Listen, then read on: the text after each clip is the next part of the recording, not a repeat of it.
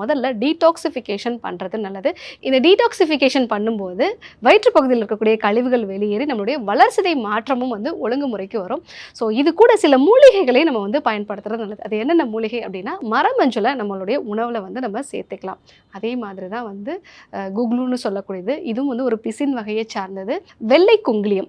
So வெள்ளை குங்கிலியம் அப்படிங்கிறது இதுவும் வந்து ஒரு பிசின் வகையை சார்ந்ததான். இது வந்து நம்ம கல்லீரலோட செயல்திறனை வந்து அதிகப்படுத்தக்கூடிய ஒரு தன்மை இருக்கும். உடம்புல தேவையில்லாத கழிவுகளை வந்து வெளியேற்றக்கூடியது. ஸோ அடுத்ததாக பார்த்தீங்க அப்படின்னா நாயுருவி.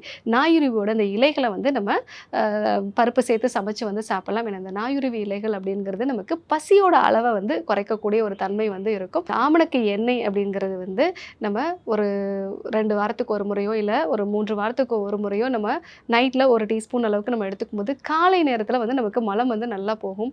மட்டும் இல்லாமல் இது உடம்புல தேவையில்லாத ஒரு கழிவுகளையும் வந்து வெளியேற்றக்கூடியது. நம்ம குடலையும் வந்து இது சுத்தப்படுத்தக்கூடியது.